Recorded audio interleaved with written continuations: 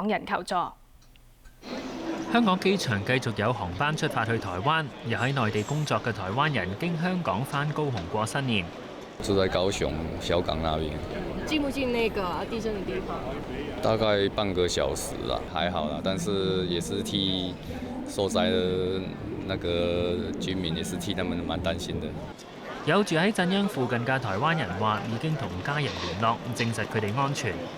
反正就是常在地震嘛，然後我們都習慣了，讓它搖啊，跑也跑不動啊，對啊，我們就讓它搖再睡啊。所以我們台灣常在地震，沒事的。香港旅遊業議會話，香港大約有80個旅行團喺台灣，其中7至8團正係身處台南，暫時知道全部人安全，暫時未收到有旅行社需要求助。正喺台灣嘅旅行團領隊亦都話，行程暫時未受到影響，但就會密切留意發展，決定係咪需要修改行程。香港亦都感受到呢一次嘅地震，天文台話接獲超過100個市民報告，感到呢一次嘅地震震動維持10幾秒。天文台話香港嘅地震烈度係修訂麥加利地震烈度表第4度，即係懸掛嘅物件會擺動，門窗碗碟發出聲響。無線電視記者劉俊安報道。亞洲電視未解決欠薪問題，新聞部評估之後暫停各個頻道嘅新聞報導。亞洲電視朝早仍然有員工返工，據了解，包括保安部、工程部，亦都有新聞部嘅職員。有員工透露會繼續工作去到呢一個月底，暫時未知有啲咩打算。擔唔擔心前路啊？亦都有亞視員工拎住1袋、2袋物品離開。新聞部多部採訪車就停喺總部入邊。根據亞視嘅免費電視牌照要求，每日夜晚6點到12點，要喺中英文頻道提供2節，每節最少15分鐘嘅新聞報導。亞視另外仲要面對清盤問題。亞視琴晚嘅夜間新聞報導，商人王晶以亞視主要債權人身份向高等法院申請臨時清盤令。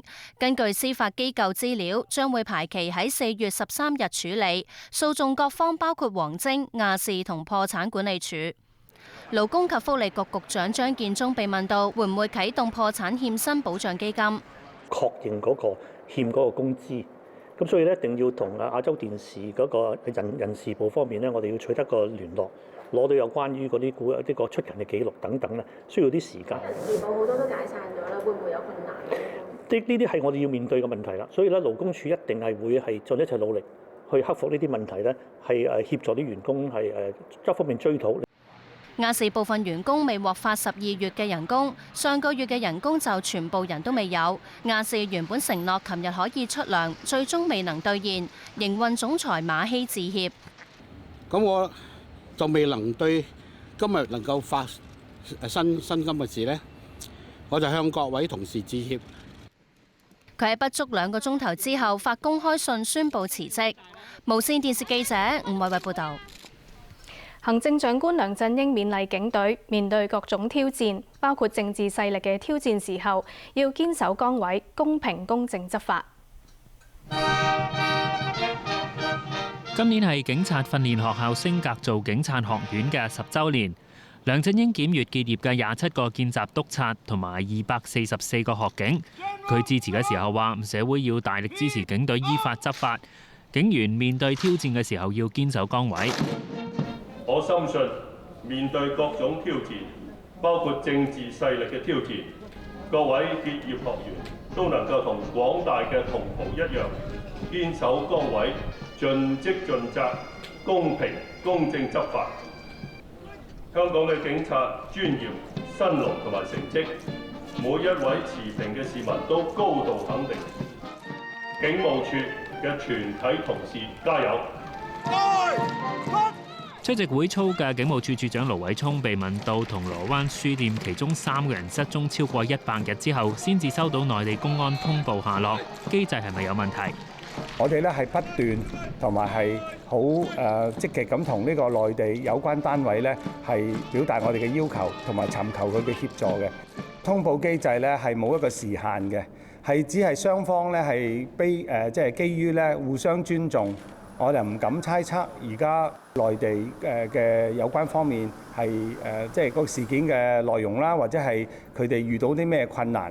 但係咧以往根據我嘅經驗咧，喺以往有啲案件咧，亦都試過咧係即係要咁耐時間咧先通知我哋嘅。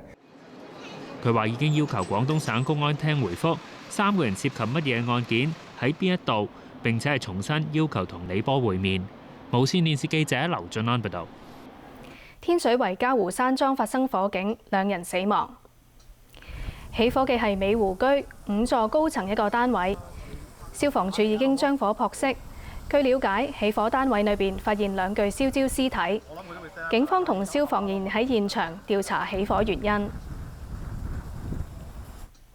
美國紐約市有地盤天秤倒冧，100幾米高嘅天秤倒冧，橫臥喺曼哈頓區嘅路上，壓住多部汽車，1個路人死亡，3人受傷。睇埋天氣方面，天晴非常乾燥，今晚天氣寒冷。1點鐘氣溫係16度，相對濕度32%。寒冷天氣警告生效。空氣質素健康指數一般同路邊監測站都係中。紫外線指數係6，強度屬於高。呢次新聞報導完啦，再會。